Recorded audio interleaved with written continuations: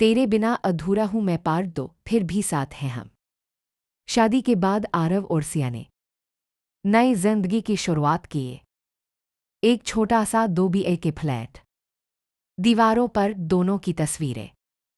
Kitchen में सिया की हंसी और ऑफिस से लौटने पर आरव की बाहें।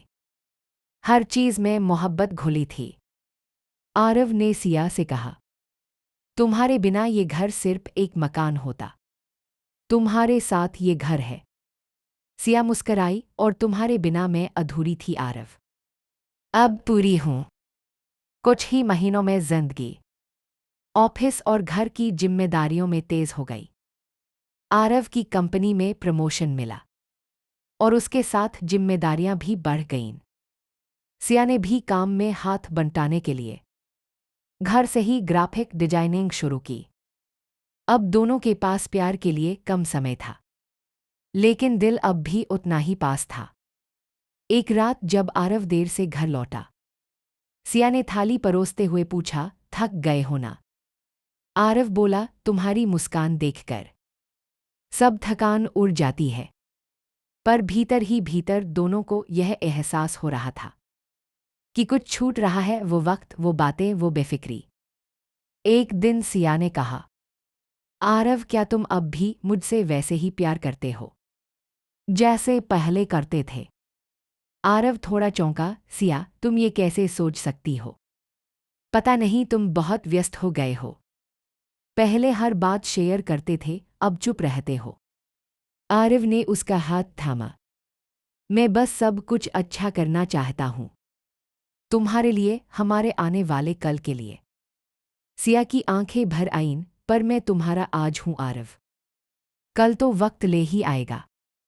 उनके बीच चुप्पी छा गई, लेकिन उस चुप्पी में भी प्यार था। कई हफ्तों बाद एक दिन अचानक सिया को चक्कर आया और वह बेहोश हो गई। आरव उसे अस्पताल लेकर भागा। डॉक्टर ने कहा, सिया प्रेग्नेंट है, लेकिन कुछ कॉम्प्लिकेशन है।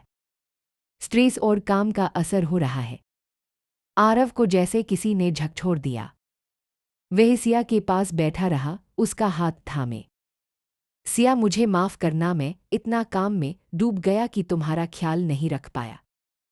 अब सिर्फ तुम्हारा और हमारे बच्चे का ध्यान रखूंगा। सिया ने धीमी आवाज में कहा, मुझे कुछ नहीं चाहिए आरव, बस तुम्हारा साथ चाहिए। आरव ने ऑफिस से लंबी छुट्टी ली। वह सिया के लिए खाना बनाता, साथ बैठकर फिल्में देखता और पुराने दिनों की तरह बातें करता। सिया फिर से खिल उठी। अब उनके रिश्ते में फिर से वही ताजगी लौट आई थी। एक दिन सिया ने आरव को एक छोटा सा गिफ्ट दिया। एक फ्रेम जिसमें 3 हार्ट्स बने थे, यू मी एंड बेबी पूर्णविराम। आरव की आंखें नम हो गईं। तुमने तो सब कुछ कह दिया एक फ्रेम में।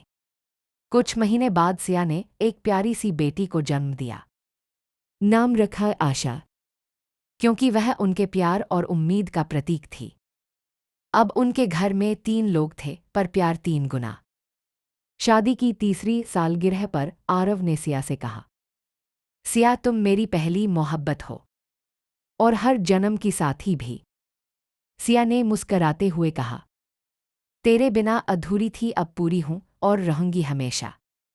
नारंगी दिल कहानी का सार। शादी प्यार का अंत नहीं, एक नई शुरुआत होती है। रिश्तों को निभाने के लिए समय, समझदारी और साथ चाहिए। अगर दिल से निभाओ तो कोई भी तूफान रिश्ते को नहीं तोड़ सकता।